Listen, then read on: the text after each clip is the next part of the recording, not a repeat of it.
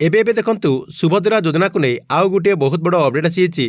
ଆପଣମାନେ ସମସ୍ତେ ଜାଣିଥିବେ ଯେ କାଲି ସୁଭଦ୍ରା ଯୋଜନା ଅଧୀନରେ 5,000 ଟଙ୍କା ଟ୍ରାନ୍ସଫର କରାଯାଇଛି।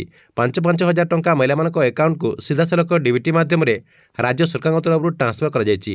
କିନ୍ତୁ ଏବେ ବି ଅଧିକାଂଶ ମହିଳାମାନେ ଯାହାକି ସୁଭଦ୍ରା ଯୋଜନା ଅଧୀନରେ ଟଙ୍କା ପାଇନାହାନ୍ତି, ସେମାନେ ଟଙ୍କା ନ ପାଇବାର 5ଟି କାରଣ ରହିଛି। ସେହି 5ଟି କାରଣ ଲାଗି ତାଙ୍କ ଆକାଉଣ୍ଟକୁ ସୁଭଦ୍ରା ଯୋଜନା ଅଧୀନରେ ଟଙ୍କା ଆସିପାରୁନି।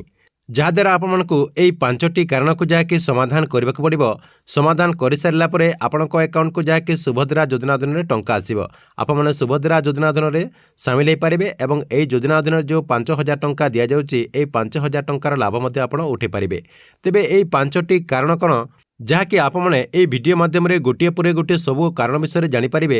ଆପଣଙ୍କୁ ମୁଁ ଏହି ଭିଡ଼ିଓ ମାଧ୍ୟମରେ ପୁରା ଡିଟେଲ୍ ଜଣାଇବି। ସେଥିପାଇଁ ଭିଡ଼ିଓଟିକୁ ଶେଷ ପର୍ଯ୍ୟନ୍ତ ଦେଖନ୍ତୁ। ତା ପୂର୍ବରୁ ଭିଡ଼ିଓକୁ ଗୋଟେ ଲାଇକ୍ କରିଦିଅନ୍ତୁ ଏବଂ ଯେଉଁମାନେ ଚ୍ୟାନେଲକୁ ନୂଆ ଆସିଥିବେ ଚ୍ୟାନେଲକୁ ସବସ୍କ୍ରାଇବ୍ କରିକି ପାଖରେ ଥିବା ବେଲ୍ ଆଇକନ୍କୁ କ୍ଲିକ୍ କରିକି ଅଲ୍ ନୋଟିଫିକେସନ୍ ଅନ୍ କରିଦିଅନ୍ତୁ।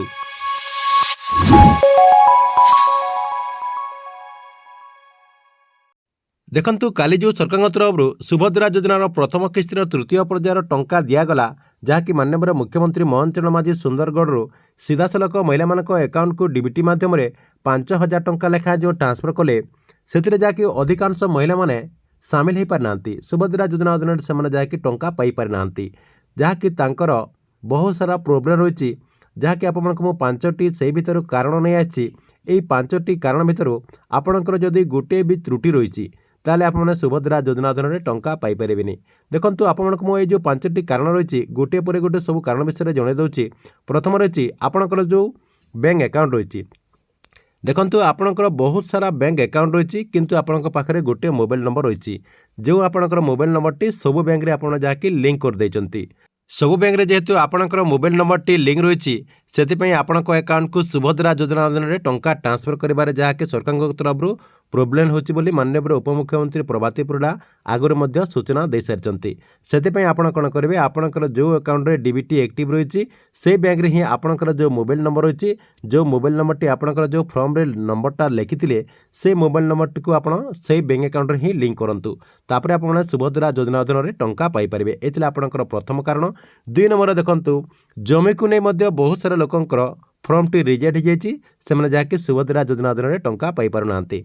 ଦେଖନ୍ତୁ ଏମିତି ହେଇଛି ଆପଣଙ୍କର ଯେ ଯେଉଁମାନଙ୍କର ନାଁରେ ଜମି ନାହିଁ, ତାଙ୍କର ନାଁରେ ଯାହାକି ଜମି ନଥିଲେ ମଧ୍ୟ ସେମାନେ ଯାହାକି ଧାନ ମଣ୍ଡିରେ ଧାନ ବିକ୍ରୟ କରୁଛନ୍ତି। ସେଥିପାଇଁ ସରକାରଙ୍କ ତରଫରୁ ତାଙ୍କର ଫର୍ମଟିକୁ ରିଜେକ୍ଟ କରାଯାଇଛି। ଦେଖନ୍ତୁ ଆପଣଙ୍କ ନାଁରେ ଜମି ନଥିଲେ ମଧ୍ୟ ଯଦି ଆପଣ ଧାନ ମଣ୍ଡିରେ ଧାନ ବିକ୍ରୟ କରୁଛନ୍ତି, ତାହେଲେ ଆପଣଙ୍କ ଫର୍ମଟିକୁ ନିହାତି ଭାବରେ ରିଜେକ୍ଟ କରାଯିବ।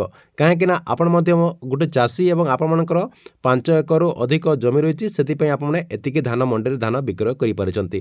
ସେଥିପାଇଁ ଆପଣଙ୍କୁ କ'ଣ କରିବାକୁ ପଡ଼ିବ, ଆପଣଙ୍କର ଯେଉଁ ଡକୁମେଣ୍ଟ ରହିଛି ସେହି ଡକୁମେଣ୍ଟଟିକୁ ସବୁ ସଞ୍ଚୟ କରିବାକୁ ପଡ଼ିବ। ଯଦି ଆପଣଙ୍କର ନାଁରେ ଜମି ନାହିଁ ଏବଂ ଆପଣମାନେ ଯଦି ଧାନ ମଣ୍ଡିରେ ଧାନ ବିକ୍ରୟ କରୁଛନ୍ତି ଏବଂ ଆପଣମାନେ ଯଦି ସୁଭଦ୍ରା ଯୋଜନା ଅଧୀନରେ ସାମିଲ ହେବା ପାଇଁ ଚାହୁଁଛନ୍ତି, ତାହେଲେ ଆପଣଙ୍କର ଯାହା ବି ଡକୁମେଣ୍ଟ ରହିଛି ସେହି ଡକୁମେଣ୍ଟଟିକୁ ସଂଗ୍ରହ କରିକି ଘରେ ରଖିବାକୁ ପଡ଼ିବ। ଆପଣଙ୍କ ପାଖକୁ ଯାହାକି ଫିଜିକାଲ ଭେରିଫିକେସନ୍ ପାଇଁ ବ୍ଲକ ସ୍ତରୀୟ କିଛି ଅଧିକାରୀ କିମ୍ବା ଆପଣଙ୍କ ଗାଁର ଯେଉଁ ଅଙ୍ଗନବାଡ଼ି ଦିଦି ରହିଛନ୍ତି, ସେମାନେ ଯାହାକି ଆପଣଙ୍କର ଫର୍ମଟିକୁ ଭେରିଫିକେସନ୍ କରିବେ। ଭେରିଫିକେସନ୍ କଲା ପରେ ଯଦି ଆପଣଙ୍କର ନାଁରେ ଆକ୍ଚୁଆଲି ଜମି ନଥିବ ଏବଂ ଆପଣମାନେ ଯଦି ସୁଭଦ୍ରା ଯୋଜନା ଅଧୀନରେ ସାମିଲ ହେବା ପାଇଁ ଯୋଗ୍ୟ ଅଟନ୍ତି, ତାହେଲେ ଆପଣ ସୁଭଦ୍ରା ଯୋଜନା ଅଧୀନରେ ଟଙ୍କା ପାଇପାରିବେ। ଏ ଥିଲା 2 ନମ୍ବର କାରଣ। 3 ନମ୍ବର କାରଣ କ'ଣ ରହିଛି, ଆପଣଙ୍କର ଯେଉଁ ଆଧାର କାର୍ଡ଼ ରହିଛି, ଆପଣଙ୍କ ପାଖରେ ଯେଉଁ ଆଧାର କାର୍ଡ଼ ରହିଛି, ସେହି ଆଧାର କାର୍ଡ଼ଟି ଆପଣଙ୍କର ଯେଉଁ ବ୍ୟାଙ୍କ ଆକାଉଣ୍ଟ ରହିଛି, ସେହି ବ୍ୟାଙ୍କ ଆକାଉଣ୍ଟରେ ଆପଣମାନଙ୍କୁ ଡିବିଟି ଆକ୍ଟିଭ୍ କରିବାକୁ ପଡ଼ିବ। ଆପଣମାନଙ୍କୁ ଆପଣଙ୍କର ଆଧାର କାର୍ଡ଼ଟି ସେହି ବ୍ୟାଙ୍କ ଆକାଉଣ୍ଟରେ ଯାଇକି ଲିଙ୍କ କରିବାକୁ ପଡ଼ିବ। ଲିଙ୍କ କଲା ପରେ ଆପଣମାନେ ଯାହାକି ସୁଭଦ୍ରା ଯୋଜନା ଅଧୀନରେ ଟଙ୍କା ପାଇପାରିବେ।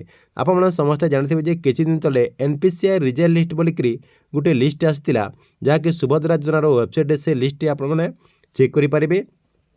ଯେଉଁମାନଙ୍କର ନାଁ ସେ ଲିଷ୍ଟରେ ଥିଲା, ସେମାନଙ୍କୁ ଯାହାକି ଆପଣଙ୍କର ଆଧାର କାର୍ଡ଼ଟିକୁ ଆକ୍ଟିଭ୍ କରିବାକୁ ପଡ଼ିବ, ଯାହାକି ଆପଣଙ୍କର ଡିବିଟି ଆକ୍ଟିଭ୍ କୁହାଯାଉଛି। ସେ ଡିବିଟି ଆକ୍ଟିଭ୍ କଲା ପରେ ସେମାନେ ଯାହାକି ସୁଭଦ୍ରା ଯୋଜନା ଅଧୀନରେ ଟଙ୍କା ପାଇପାରିବେ। ତା ସହିତ ଆପଣଙ୍କର ଆଧାର କାର୍ଡ଼ରେ ଆଉ ଗୋଟେ ମଧ୍ୟ ପ୍ରୋବ୍ଲେମ୍ ରହିଛି, ଆପଣଙ୍କର ଡିବିଟି ଆକ୍ଟିଭ୍ ଥିଲେ ମଧ୍ୟ ଆପଣମାନେ ସୁଭଦ୍ରା ଯୋଜନା ଅଧୀନରେ ଟଙ୍କା ପାଇପାରିବେନି। କାରଣ କ'ଣ ରହିଛି ଦେଖନ୍ତୁ, ଆପଣଙ୍କର ଯେଉଁ ଆଧାର କାର୍ଡ଼ ରହିଛି, ସେହି ଆଧାର କାର୍ଡ଼ଟି ରନିଂ ନଥିବ। ଯାହାକି ଆପଣ 10 ବର୍ଷ ଭିତରେ ଆପଣଙ୍କର ଆଧାର କାର୍ଡ଼ଟିକୁ ଯଦି ଆପଣ ଅପଡ଼େଟ୍ କରିନଥିବେ ତାହେଲେ ଆପଣଙ୍କୁ ଆପଣଙ୍କର ଆଧାର କାର୍ଡ଼ଟିକୁ ଅପଡ଼େଟ୍ କରିବାକୁ ପଡ଼ିବ, ଯାହାକି ଆକ୍ଟିଭ୍ କରିବାକୁ ପଡ଼ିବ।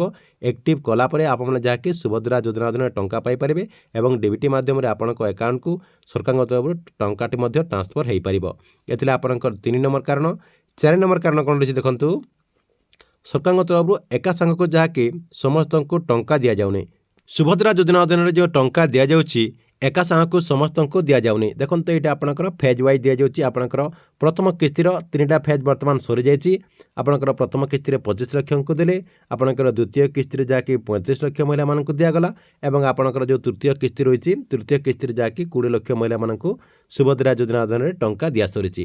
ଏବଂ ଆପଣଙ୍କର ଆଉ ଗୋଟିଏ ମଧ୍ୟ କିସ୍ତି ଆସିପାରେ, ଆଉ ଗୋଟିଏ କିସ୍ତି ଯାହାକି ଆପଣଙ୍କର ଡିସେମ୍ବର ମାସରେ ଆସିବ। ସେଥିପାଇଁ ସମସ୍ତ ଯୋଗ୍ୟ ଥିଲେ ମଧ୍ୟ ଆପଣମାନେ এই ଟଙ୍କାଟି ପାଇପାରୁନାହାନ୍ତି। ସମସ୍ତ ହିତାଧିକାରୀଙ୍କୁ ଏକା ସାଙ୍ଗକୁ ଯାହାକି ସରକାରଙ୍କ ତରଫରୁ ଟଙ୍କାଟି ଟ୍ରାନ୍ସଫର କରିବାର ସମ୍ଭବ ହେଉନି।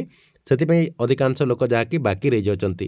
ସେମାନେ ଯୋଗ୍ୟ ହୋଇଥିଲେ ମଧ୍ୟ ଯେହେତୁ ତାଙ୍କର ଫର୍ମଟିକୁ ଭେରିଫାଏ ହୋଇପାରୁନି, ଯାହାକି ସେମାନଙ୍କର ନମ୍ବର ଆସିପାରୁନି, ସେଥିପାଇଁ ସେମାନେ ଯାହାକି ସୁଭଦ୍ରା ଯୋଜନା ଅଧୀନରେ ଟଙ୍କା ପାଇପାରୁନାହାନ୍ତି। ଆପଣମାନଙ୍କୁ ଆଉ ଅଳ୍ପ ଦିନ ଅପେକ୍ଷା କରିବାକୁ ପଡ଼ିବ, ଯାହାକି ଡିସେମ୍ବର ମାସରେ ହାରାହାରି ଆପଣଙ୍କର 1 କୋଟିରୁ ଅଧିକ ମହିଳାମାନେ ସୁଭଦ୍ରା ଯୋଜନା ଅଧୀନରେ ସାମିଲ ହୋଇଯିବେ। କହିବାକୁ ଗଲେ ଅଧିକାଂଶ ମହିଳାମାନେ ସୁଭଦ୍ରା ଯୋଜନା ଅଧୀନରେ ଟଙ୍କା ପାଇପାରିବେ, କାହିଁକିନା 1 କୋଟି 16 ଲକ୍ଷ ହାରାହାରି କେତେ ଲୋକ ଯାହାକି ରେଜିଷ୍ଟ୍ରେସନ କରିସାରିଛନ୍ତି। ଡିସେମ୍ବର ମାସରେ ସର୍ବମୋଟ ଆପଣଙ୍କର 1 କୋଟିରୁ ଅଧିକ ମହିଳାମାନଙ୍କ ଆକାଉଣ୍ଟକୁ ସୁଭଦ୍ରା ଯୋଜନା ଅଧୀନରେ ଟଙ୍କା ଚାଲିଯାଇଥିବ। ଏ ଥିଲା ଆଉ ଗୋଟେ କାରଣ। ଲାଷ୍ଟ ଆପଣଙ୍କର ଆଉ ଗୋଟେ କାରଣ ରହିଛି, ଯାହାକି 5 ନମ୍ବରରେ ଆପଣମାନଙ୍କର ଯେଉଁ ସୁଭଦ୍ରା ଯୋଜନାର ଯେଉଁ ରିଜର୍ଭ ଲିଷ୍ଟରେ ଯେଉଁମାନଙ୍କର ନାଁ ରହିଛି ସେମାନେ ମଧ୍ୟ ସୁଭଦ୍ରା ଯୋଜନା ଅଧୀନରେ ଟଙ୍କା ପାଇପାରୁନାହାନ୍ତି।